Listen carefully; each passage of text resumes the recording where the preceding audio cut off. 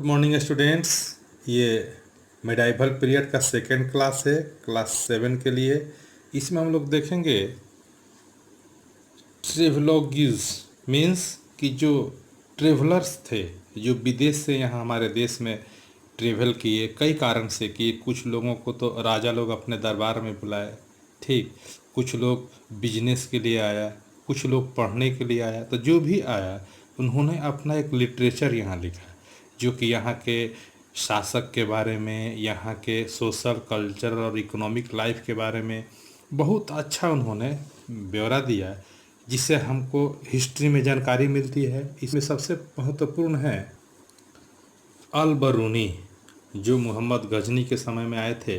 उन्होंने अल बरूनी ने एक बुक लिखा था, तहकीकाते हिंद। देखिए अल बरूनी का फोटोग्राफ है, यही फ़ोटो है इनका।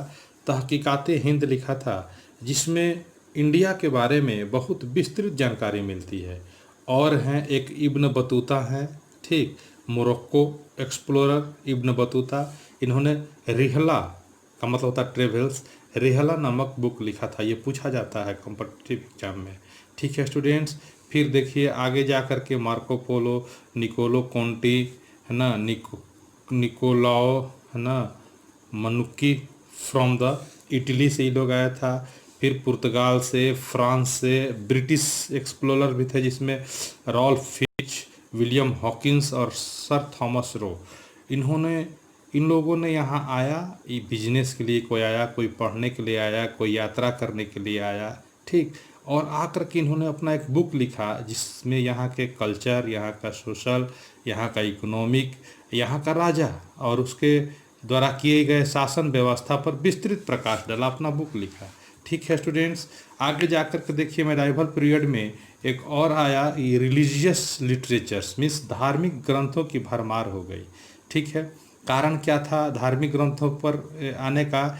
उस समय जो समझिए कि कल्चरल अटैक हुआ, मीन्स कि अरब कंट्रीज से, जो पर्शियन से जो ये मुस्लिम यहाँ पर आए, वो लोग यहाँ पर इस्लाम धर्म का प्रचार करना चाहा। तो यहाँ हिंदुओं को लगा कि हमारे धर्म पर आघात हो रहा है, ठीक। इसके लेकर के यहाँ पर एक रिलीजियस, है ना, आंदोलन छिड़ गया, जिसमें दो भाग में बांटते हैं, भक्ति आंदोलन और सूफी मूवमेंट। भक्ति एंड सूफी मूवमेंट।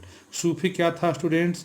ये सूफी मूवमेंट से हिंदुइज्म और इस्लामिक दोनों कल्चर को मिला करके सूफी मूवमेंट का जन्म हुआ। खास करके जम्मू कश्मीर में बहुत पॉपुलर था सूफी मूवमेंट, ठीक है। तो ये भक्ति मूवमेंट और सूफी मूवमेंट दोनों ही आम जनों के बीच काफ़ी लोकप्रिय हुआ। क्यों पॉपुलर हो गया?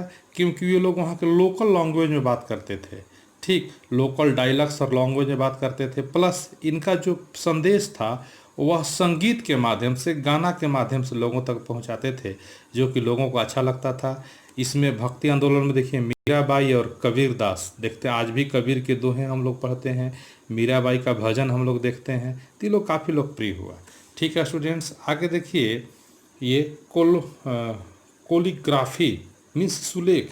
उस समय का जो बिल्डिंग्स बन रहा था, देखिए उसमें इस तरह से चित्रकारी वगैरह किया जाता था, लिखावट का सुंदरता पर ध्यान दिया जाता था, ठीक।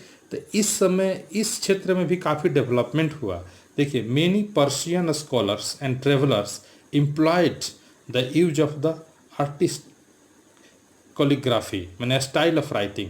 बहुत सारा पर्शियंस को हम लोग इस काम के लिए यहाँ डिप्यूट किया गया कि वे सजावट के कार्यों को, लिखावट के कार्यों को, देखिए ऑर्नामेंटेशन एंड डेकोरेशन, सजावट और इसको सुंदरता के लिए वो लोग काम करें, दीवार पर, बिल्डिंग्स पर, ठीक है। तो इस क्षेत्र में भी काफ़ी सुधार हुआ।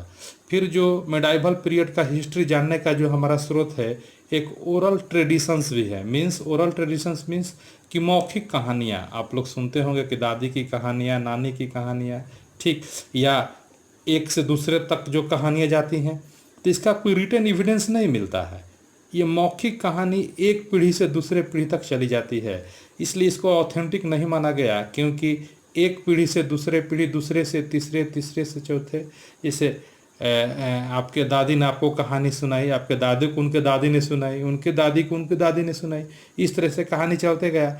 और जैसे जैसे आगे बढ़ते गया, उसमें समय के अनुसार थोड़ा बहुत चेंज आते गया। इसलिए इसको हम लोग ऑथेंटिक नहीं मानते हैं। फिर आर्कियोलॉजिकल सोर्सेज में क्या क्या आता है, तो monuments, tombs, mosque, pillars, coins, inscriptions, इस सब के बारे में डिटेल्स हम लोग आगे देखते हैं बारी बारी से सबके बारे में। पहला है इंस्क्रिप्शंस। देखिए, एक ताम्र पत्र पर, तांबा के पत्र पर इसे इंस्क्रिप्शन लिखा रहता था। तो इसमें राजा जो थे, रूलर जो थे, किंग जो थे, वे अपना ऑर्डर को, अपना घोषणा पत्र, प्रोक्लेमेशंस, ठीक, या कोई इम्पोर्टेंट घटना घटती थी उसका यहाँ पर ब्यौरा रहता था। ठीक, the study of inscription is called epigraphy. इसको याद रखिएगा। What do you mean by epigraphy? तो क्या कहेंगे, the study of inscriptions is known as epigraphy. ठीक, इसको इपिग्राफी कहते हैं। आप देखते हैं कि ताजमहल अगर गए होंगे कभी, क्या जाइएगा तो देखिएगा कि ताजमहल पर भी कुरान का कुछ कुछ सेंटेंस लिखा हुआ रहता है। फिर आगे जो है आर्कियोलॉजिकल जो सोर्स है उसमें मोनूमेंट्स आता है, स्मारक। उस समय कई तरह के मोनूमेंट्स, बिल्डिंग्स, मंदिर वगैरह बने थे। ठीक, monuments tells us about the architectural style of the period, especially the design and the materials used to construct them। मैंने कैसा डिजाइन बना, क्या मटेरियल का यूज किया गया। ठीक है, कुछ टेक्निकल एडवांसमेंट भी उस समय हुआ था। एक से एक टेक्निकल टेक्निक से बड़ा बड़ा बिल्डिंग बनाया गया था। ठीक ठीक है, कुछ अब बिल्डिंग क्यों बनता था, तो ये बिल्डिंग जो इकोनॉमिक प्रोग्रेस का भी प्रतीक होता था। कहीं से अगर जीत करके आए, विक्टोरीज का भी प्रतीक होता है। मान लीजिए कोई लड़ाई जीते तो उसके खुशी में कोई बिल्डिंग बना दिए। ठीक, the medieval period in India was the golden age for the construction of monuments. Monument construction का ये गोल्डन एज था, मीन्स बहुत ही अच्छा अच्छा और कई तरह के मोनूमेंट्स इसमें बनाया गया था। ठीक है students, one of the 7 wonder of the world, विश्व के 7 आश्चर्यों में से कौन है? हमारा ताजमहल। ताजमहल उस समय बना था। फिर देखिए और भी, जैसे एक पुराना किला है। ठीक, इसको शेर शाह सूरी ने बनाया था। ये दिल्ली में जमुना नदी के किनारे है।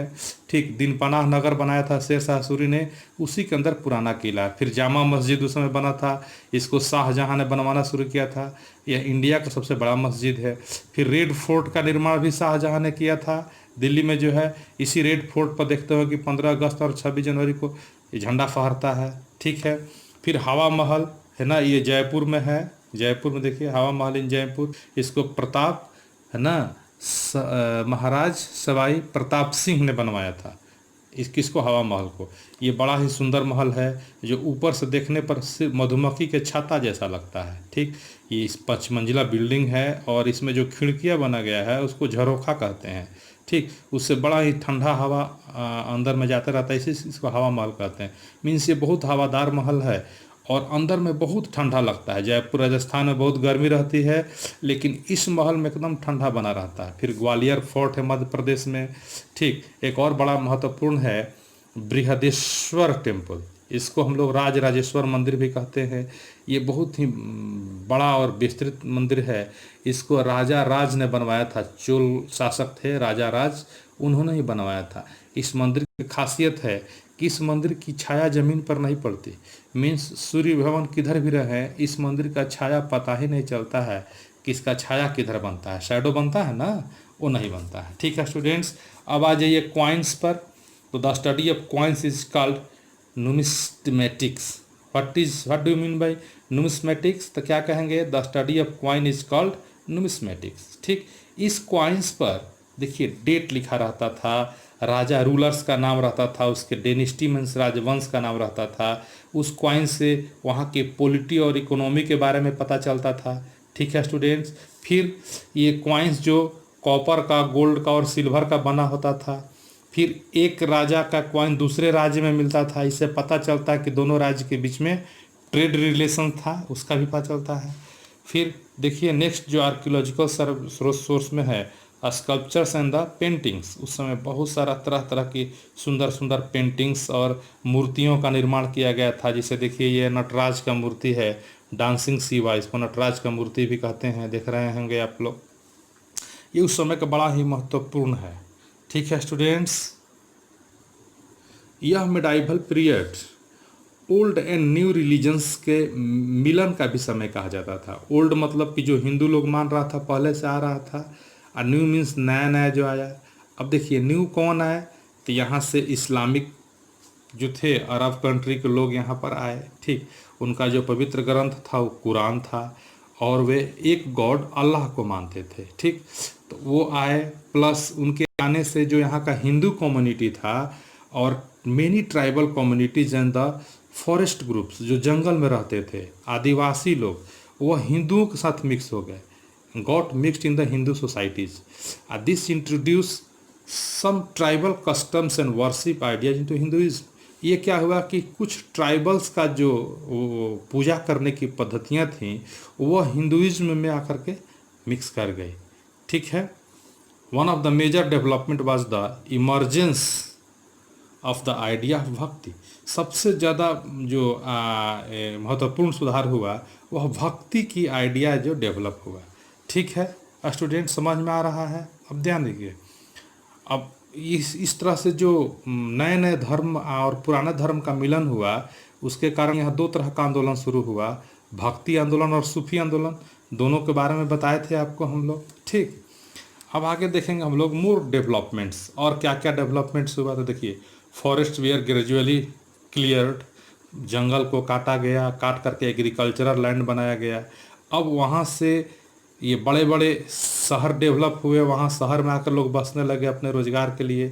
सोसाइटी बिकेम्स मोर डाइवर्स, हमारा समाज बहुत डाइवर्स हो गया, मैंने चित्रा बितरा हो गया, जाति प्रथा की उदय हो गई, ठीक। उस समय समझिए कि कई तरह के लैंड लॉर्ड भी उत्पन्न हुए, ठीक।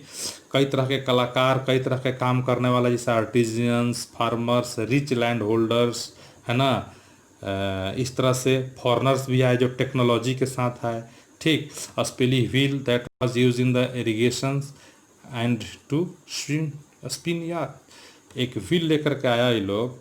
The foreigners to establish their rules in India. देखिए, जो विदेशी इंडिया में शासन स्थापित किए वे वहाँ के टेक्नोलॉजी के साथ आया, उस टेक्नोलॉजी के इंडिया वाले लोगों ने यूज किया, ठीक। देखिए, द यूज ऑफ पेपर का यूज हुआ, जिससे हम लोग लिखना चालू कर गया और एक से एक ग्रंथ लिखाया, ठीक। Arrival of new religion specially Islam created a fusion of the tradition giving birth to the Indo Islamic culture. अब इस्लाम के आने से क्या हुआ कि इंडो इस्लामिक मीन्स इस्लाम और भारतीय कल्चर मिल करके एक नया कल्चर यहाँ से डेवलप हुआ।